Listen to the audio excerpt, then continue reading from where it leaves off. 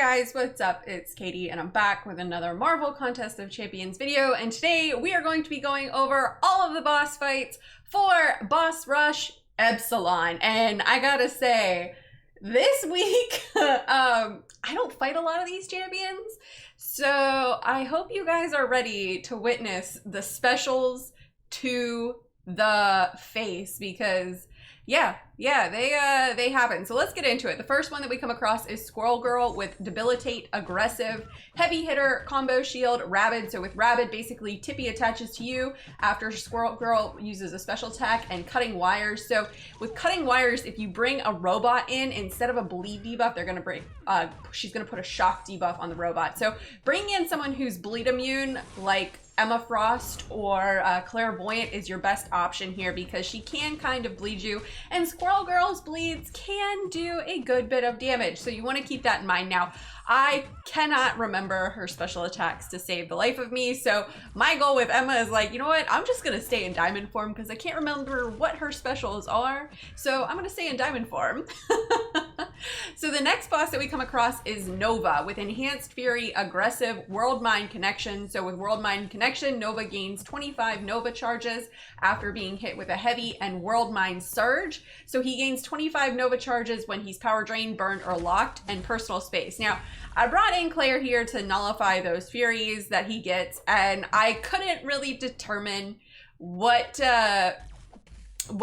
plague I wanted to be in, or not what plague, excuse me, what curse I wanted to be in. I was like, I don't know if I want to power drain him because then he's going to get those charges. Then I was like, you know what? We're going to go with the Curse of Hellfire to do more damage, and then I can switch over to the Curse of Blood and heal up a bit. And I messed up here because I should be baiting out his special ones. They're a little bit easier to dodge than his special twos. But she's going to heal up a little bit here, but not as much as what I would have liked before Nova went down. But Claire's a really good option for this fight. Anyone who can nullify those furies is going to help you out here big time. All right, so now we're moving on to Longshot with crit resistance, electric fluctuation. So basically your buff duration is reduced.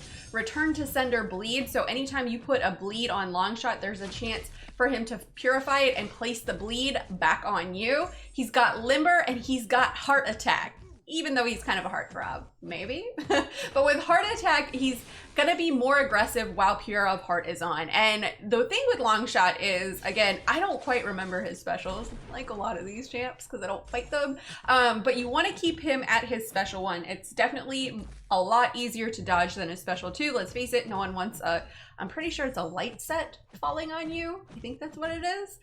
So I decided to bring in Emma here because she takes less damage in diamond form. So again, the goal here was to keep her in diamond form as much as possible. I could have brought someone who did a little bit more damage. I could have brought in Claire to get the bleeds on, and then if he would put the bleed back on me, that would, you know, add an extra clairvoyance charge. So I could have worked around it kind of that sort of way, but I figured we'd try for it here, and Emma was a little stiff there.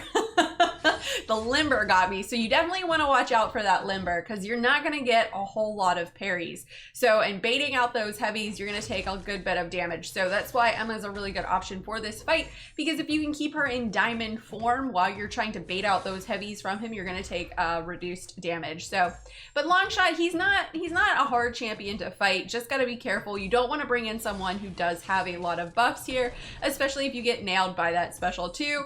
I just got nailed there, and it does a good amount of damage, but thank goodness Emma is a tank in diamond form, and there I got nailed by the special one. So you guys were asking for specials to the face, and hopefully I did not disappoint with this run through. All right, so now we're moving on to Mojo, and I remember how much of a pain this guy was when he was first introduced. So Mojo's got energy resistance, power bond, so basically your power draining abilities are 90% less effective, recovery, shifting immunity between bleed and poison, so he's going to shift between bleed and poison immunities. He's got rising sun, so with rising sun is you gain a fury for each hit you land on Mojo, and after 10 furies, you begin to passively degen, but landing a heavy will remove the fury. So I brought in Nick Fury here because my plan was that I was like, Nick's not going to survive this, so I'm going to get Mojo down as far as I can with Nick, and then bring in Claire, and heal up Claire, because the shifting immunities will be great for Claire. So I was like, I'll kill off Nick, he'll die, it'll be fine, I'll bring in Claire, I'll heal up. And so that's why I'm kind of pushing Mojo to his special 2, because I know his special 1 is much easier to dodge. Let's face it, no one wants to take laser beams to the face like that. But my whole plan was to kill off Nick, bring in Claire, and heal her up, but Nick ends up taking Mojo down, easy peasy. So now we're moving on to Mole Man with Enhanced Bleed, Aggressive, Monster Mosh Pit. So Monster Mosh Pit, Mole Man gains a monster mass every 5 seconds, and intercepting him removes all of the monster mass. He's got Heavy Hitter and Adaptive.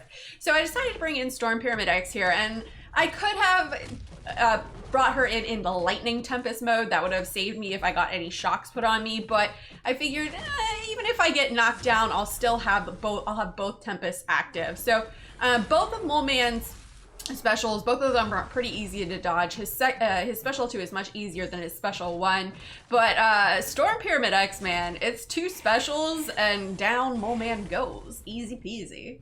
All right, so now we're moving on to the final boss, which is Terrax, and he's got Enhanced Armor Break, Electric Fluctuations, Galactic Intervention. So basically, Terry gains an additional attack charge whenever he would gain one, Long Distance Relationship, and Powerful from Afar. So Powerful from Afar is when you are not within striking distance, he's going to gain a power gain buff, and then when you are placed in striking distance, it is going to be removed.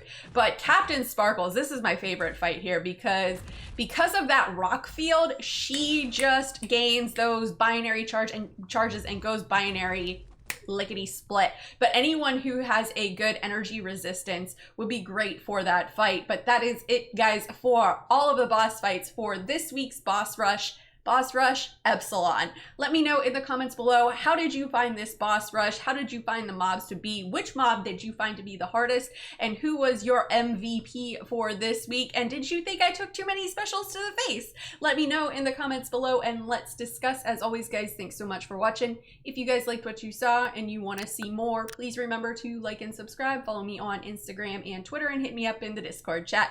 Thanks, guys. Bye.